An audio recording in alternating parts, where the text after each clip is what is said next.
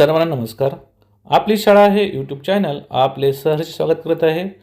आजच्या व्हिडिओमध्ये आपण स्कॉप शाळा स्वयंमूल्यांकन 2025-26 कशाप्रकारे करायचं आहे, त्यासाठी नक्की कोणते ॲप इन्स्टॉल करायचं आहे, ॲप इन्स्टॉल केल्यानंतर ॲपवर शाळा रजिस्ट्रेशन कशाप्रकारे करायचं आहे आणि सर्व मानके कशाप्रकारे भरायचे आहेत याविषयीची सविस्तर माहिती आपण आजच्या व्हिडिओमध्ये पाहणार आहोत.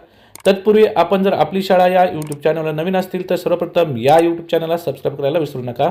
चला तर सुरुवात करूया आजच्या व्हिडिओला. त्यासाठी सर्वप्रथम आपण आपल्या मोबाईलमध्ये क्रोम ब्राउझरवर जायचं आहे आणि या ठिकाणी स्कॉप ही वेबसाईट आपण सर्च करायची आहे. या ठिकाणी शाळा गुणवत्ता मूल्यांकन आणि आश्वासन आराखडा जो पहिला टॅब दिसत आहे त्यावर आपण काय करायचं आहे, क्लिक करायचं आहे. या वेबसाईटवर आपण क्लिक केल्यानंतर पहा आपल्यासमोर राज्य शैक्षणिक संशोधन व प्रशिक्षण परिषद महाराष्ट्र पुणे यांचं हे पेज येणार आहे. या ठिकाणी जर आपण खालच्या बाजूला पाहिलं तर पहा आपल्याला स्कॉप संदर्भ जे स्वयंमूल्यांकन करायचे त्याबाबत पत्र सूचना, त्याचबरोबर यापूर्वीचे सर्व शासन निर्णय, तसेच स्कॉप संदर्भात मार्गदर्शक व्हिडिओ, तसेच स्कॉप संदर्भात ए श्रेणीमध्ये ज्या शाळा आल्या आहेत त्यांचे मानकनिहाय पुरावे देखील आपल्याला या ठिकाणी मिळणार आहेत. तसेच स्कॉप संदर्भात मानकनिहाय, क्षेत्रनिहाय, स्तरनिहाय पुरावे देखील आपण या ठिकाणी पाहू शकतो. तर आता आपल्याला सन 2025-26 मध्ये स्कॉप अंतर्गत शाळांचं स्वयंमूल्यांकन करायचं आहे. तर त्यासाठी स्वयंमूल्यांकन लिंक देखील आपल्याला या ठिकाणी 8 नंबरला दिलेली आहे, ती आपण काय करायची आहे, ओपन करायची आहे. ओपन केल्यानंतर पहा आपल्यासमोर स्कॉप संदर्भात हे ॲप येणार आहे. त्या ठिकाणी आपण काय करायचं, इन्स्टॉल या टॅबवर काय करायचं आहे, क्लिक करायचं आहे. कारण सन 2025-26 स्कॉप स्वयंमूल्यांकन करण्यासाठी आपल्याला ॲपचा वापर करावा लागणार आहे. त्यासाठी सर्वप्रथम आपल्याला ॲपमध्ये काय करायचं आहे, शाळा रजिस्ट्रेशन करायचं आहे आणि लॉग इन करायचं आहे. तर ते कशाप्रकारे आपल्याला शाळा रजिस्ट्रेशन करायचं आहे ॲप अंतर्गत त्याविषयीची आपण सविस्तर माहिती पाहूया. तर या ठिकाणी आपण प्ले स्टोअरवरून स्कॉप हे ॲप काय केलेलं आहे, इन्स्टॉल केलेलं आहे. ते आता आपल्या मोबाईलमध्ये काय करायचं आहे, आपण सर्वप्रथम ओपन करायचं आहे. स्कॉप ॲप आपण ओपन केल्यानंतर पहा आपल्यासमोर अशा प्रकारचे 4 स्टेप येणार आहेत. या 4 स्टेप आपल्याला काय करायच्या आहेत, पूर्ण करायच्या आहेत. त्यासाठी सर्वप्रथम आपण आपल्या शाळेचा UDAS नंबर या ठिकाणी काय करायचा आहे, प्रविष्ट करायचा आहे. UDAS नंबर टाकल्यानंतर आपल्याला नेक्स्ट या टॅबवर काय करायचं आहे, क्लिक करायचं आहे. त्यानंतर आपली दुसरी स्टेप असणार आहे, UDAS मध्ये आपण जो शाळेचा ईमेल ID नोंदवला आहे तो देखील आपल्याला या ठिकाणी टाकून घ्यायचा आहे आणि नेक्स्ट या टॅबवर काय करायचं आहे, क्लिक करायचं आहे. त्यानंतर आपल्याला UDAS मध्ये मुख्याध्यापकाचा जो मोबाईल क्रमांक असणार आहे तो देखील आपल्याला या ठिकाणी प्रविष्ट करायचा आहे. ही आपली तिसरी स्टेप आहे, ती देखील आपण मोबाईल नंबर टाकायचा आहे आणि नंतर नेक्स्ट या टॅबवर काय करायचं आहे, आपल्याला क्लिक करायचं आहे. त्यानंतर आपल्या ईमेल ID वर आपल्याला एक पासवर्ड येणार आहे, तो पासवर्ड आपण या ठिकाणी टाकायचा आहे आणि नेक्स्ट या टॅबवर क्लिक करायचं आहे. त्यानंतर पहा आपल्यासमोर व्हेरीफायसाठी अशा प्रकारचे पेज येणार आहे. या ठिकाणी आपला UDAS number, mobile number, email ID आणि पासवर्ड आपल्याला दिसत आहे आणि खाली लॉग इन करा या टॅबवर काय करायचं आहे, आपण क्लिक करायचं आहे. लॉग इन करा या टॅबवर क्लिक केल्यानंतर पहा आपल्यासमोर अशा प्रकारचं एक स्वयंमूल्यांकनासाठी पेज येणार आहे. या ठिकाणी आपल्या शाळेचं नाव, तसंच मुख्याध्यापकाचं नाव आणि पत्ता या ठिकाणी दिसत आहे. त्याचबरोबर आपण वरच्या जर कोपऱ्यामध्ये पाहिलं तर आपल्याला भाषा देखील आपण चेंज करू शकतो आणि या ठिकाणी आपल्याला स्वयंमूल्यांकन सुरू करा आणि स्वयंमूल्यांकन अंतिम करा अशा प्रकारचे 2 टॅब दिसत आहेत. तर यापैकी आपण स्वयंमूल्यांकन सुरू करा या टॅबवर काय करायचं आहे, क्लिक करायचं आहे. या टॅबवर क्लिक केल्यानंतर पहा स्वयंमूल्यांकन सारांश आपल्यासमोर दिसत आहे. आपल्या सर्वांना माहीत आहे एकूण मानकांची संख्या असणार आहे 128. प्रतिसाद नोंदवलेल्या मानकाची संख्या या ठिकाणी 0 असणार आहे, कारण आपण आतापर्यंत कोणताही प्रतिसाद या ठिकाणी नोंदवला नाही. त्यानंतर प्रतिसाद न नोंदवलेल्या मानकाची संख्या असणार आहे 128 आणि प्राप्त गुण म्हणजेच एकूण गुण असणार आहेत 512 पैकी आपल्याला या ठिकाणी आपल्या शाळेला गुण मिळणार आहेत. आणि खालच्या बाजूला जर पाहिलं तर आपण मानके आहेत पहा, प्रत्येक मानकावर क्लिक करून आपल्याला प्रतिसाद नोंदवायचा आहे. तर आपण पाहिलं तर 1 ते आपल्याला 128 या ठिकाणी मानके दिसत आहेत आणि प्रत्येक मानकाच्या समोर आपल्याला चेकबॉक्स दिसत आहे. तर आता आपण हे सर्व मानके कशा प्रकारे भरायचे आहेत याविषयीची सविस्तर माहिती आणि आपण प्रक्रिया देखील आता पाहणार आहोत. त्यासाठी सर्वप्रथम पहा आपण मानक क्रमांक 1 जो आपल्याला दिसत आहे त्या ठिकाणी जो चेकबॉक्स दिसत आहे त्यावर आपण काय करायचं आहे, क्लिक करायचं आहे. मानक क्रमांक 1 वर आपण क्लिक केल्यानंतर पहा आपल्यासमोर मानक क्रमांक 1 आलेला आहे आणि त्यासाठी 4 पर्याय दिलेले आहेत स्तरानुसार. पहा मानक क्रमांक 1 आहे मुख्याध्यापक आणि शिक्षक अभ्यासक्रमाशी निगडीत दस्तावेज आणि NCERT SCERT यांनी प्रकाशित केलेल्या संदर्भ साहित्याची परिचित आहेत. त्यासाठी आपल्याला या ठिकाणी 4 स्तर दिले आहेत, 4 पर्याय दिलेले आहेत पहा. तर त्यापैकी जर आपल्या शाळेमध्ये उचित पर्याय आपण पूर्ण केलेला असेल किंवा पुरावा असेल तर त्यावर आपण काय करायचं आहे, क्लिक करायचं आहे.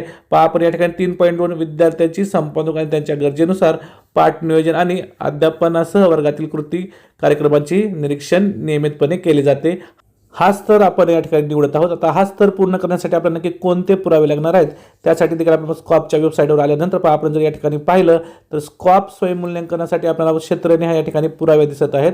तर त्या पुराव्यावर ओपन करायचे आहेत, क्लिक करायचे आहेत आणि डाउनलोड करून घ्यायचे आहेत। म्हणजे प्रत्येक क्षेत्रानुसार आणि प्रत्येक मानकानुसार आपल्याला नक्की कोणत्या प्रकारचे पुरावे या ठिकाणी लागणार आहेत त्याची देखील माहिती आपल्याला या ठिकाणी मिळू शकते। तर अशा प्रकारचे आपल्याला स्कॉप संदर्भात जे मानकानुसार कोणते पुरावे आपल्याला पूर्ण करायचे आहेत किंवा पुरावे लागणार आहेत त्या संदर्भात देखील आपण PDF या ठिकाणी डाउनलोड करून घेऊ शकतो।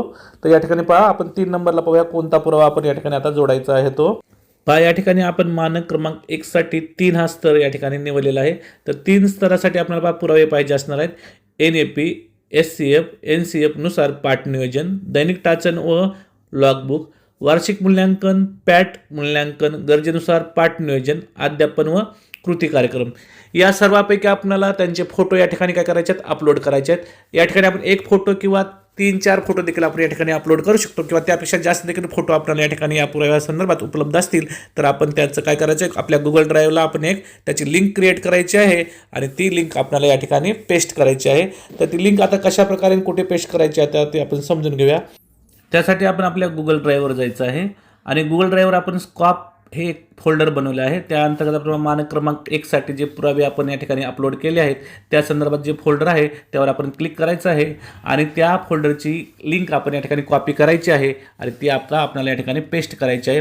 पुराव्याच्या संदर्भात जर आपण पाहिलं तर खाली गुलाबी पट्टीमध्ये आपल्याला पेस्ट प्रूफ हेअर अशा प्रकारचे एक टॅब दिसत आहे आणि बाजूला जर पाहिलं तर पेस्ट प्रूफ या ठिकाणी आपण काय करायचं, ती लिंक काय करायची आहे, पेस्ट करायची आहे। आणि अशा प्रकारे आपण मानक क्रमांक 1 साठी जो आपण स्तर क्रमांक 3 निवडला आहे त्याची लिंक आपण या ठिकाणी काय केले, पेस्ट केलेली आहे। त्यानंतर आपण सबमिट या बटनावर काय करायचं आहे, क्लिक करायचं आहे। सबमिट या टॅबवर आपण क्लिक केल्यानंतर पहा आपल्या समोर मानक क्रमांक 1 अशा प्रकारे आपण पूर्णपणे भरलेलं आहे। ते आता आपल्याला हिरव्या रंगामध्ये ती पट्टी दिसत आहे आणि उर्वरित जे मानके दिसत आहेत ते आता आपल्याला पिवळ्या पट्टीमध्ये दिसत आहेत कारण आपण ते भरलेले नाही। त्यानंतर सर्वच मानके हे सर्व शाळांसाठी लागू असतील असं नाही। तर या ठिकाणी आपण प्राथमिक शाळांसाठी मानक क्रमांक 4 हे काय आहे, लागू नसणार आहे। तर आपण ते कशा प्रकारे सबमिट करायचं ते आता समजून घेऊया। त्यासाठी आपण मानक क्रमांक 4 वर काय करायचं आहे, क्लिक करायचं आहे। पहा मानक क्रमांक 4 आहे, शाळा माध्यमिक स्तरावरील विद्यार्थ्यांना अभ्यासासाठी विद्यार्थ्यांच्या निवडीचे स्वातंत्र्य देते। म्हणजेच हे जे मानक क्रमांक असणार आहे ते प्राथमिक शाळा जे आहेत 1 ते 4 त्यांच्यासाठी लागू नाही। त्यासाठी पहा 4 स्तरानंतर आपल्याला खाली एक पर्याय दिलेला आहे, लागू नाही। तर आपण या ठिकाणी लागू नाही हा स्तर निवडायचा आहे आणि सबमिट या टॅबवर काय करायचं आहे, क्लिक करायचं आहे। सबमिट या टॅबवर क्लिक केल्यानंतर पहा आपण मानक क्रमांक 4 देखील या ठिकाणी यशस्वीरित्या पूर्ण केलेला आहे, ते देखील आपल्याला हिरव्या पट्टीमध्ये दिसत आहे। अशाच प्रकारे आपण जर पाहिलं तर मानक क्रमांक 11 देखील प्राथमिक शाळांसाठी 1 ते 4 ज्या शाळा आहेत त्यांच्यासाठी लागू नाही, ते देखील आपण या ठिकाणी लागू नाही हा टॅब आपण निवडायचा आहे आणि सबमिट या टॅबवर काय करायचं आहे, क्लिक करायचं आहे। अशा प्रकारे या ठिकाणी आपण मानक क्रमांक 1, मानक क्रमांक 4 आणि मानक क्रमांक 11 यांना आपण प्रतिसाद दिलेला आहे किंवा आपण ते मानके या ठिकाणी भरलेले आहेत आणि जे मानके आपण भरले आहेत ते आपल्याला हिरव्या रंगामध्ये दिसत आहेत आणि जे मानके आपण आतापर्यंत भरले नाहीत म्हणजे त्यांना प्रतिसाद दिला नाही ते आपल्याला पिवळ्या रंगामध्ये दिसत आहेत। आणि वरच्या बाजूला जर पाहिलं तर स्वयंमूल्यांकन सारांश जर आपण पाहिला तर एकूण मानकाची संख्या असणार आहे 128। प्रतिसाद नोंदवलेल्या मानकाची संख्या आता आपल्याला या ठिकाणी 3 दिसत आहे आणि प्रतिसाद न नोंदवलेल्या मानकाची संख्या या ठिकाणी 125 आहे आणि प्राप्त गुण जर पाहिले तर आपण 504 पैकी आपल्याला या ठिकाणी 3 गुण या ठिकाणी प्राप्त झालेले आहेत। अशा प्रकारे आजच्या व्हिडिओमध्ये आपण स्कॉप 2025-26 साठी शाळा स्वयंमूल्यांकन कशा प्रकारे करायचं आहे, त्यासाठी नक्की कोणते ॲप इन्स्टॉल करायचे आहे, ॲप इन्स्टॉल केल्यानंतर शाळा रजिस्ट्रेशन कशा प्रकारे करायचं आहे, त्याचबरोबर पुरावे आपण कशा प्रकारे गुगल ड्राईव्हला अपलोड करायचे आहेत आणि स्तरनुसार आपण सर्व माहिती कशा प्रकारे भरायची आहे याविषयीची सविस्तर माहिती पाहिली।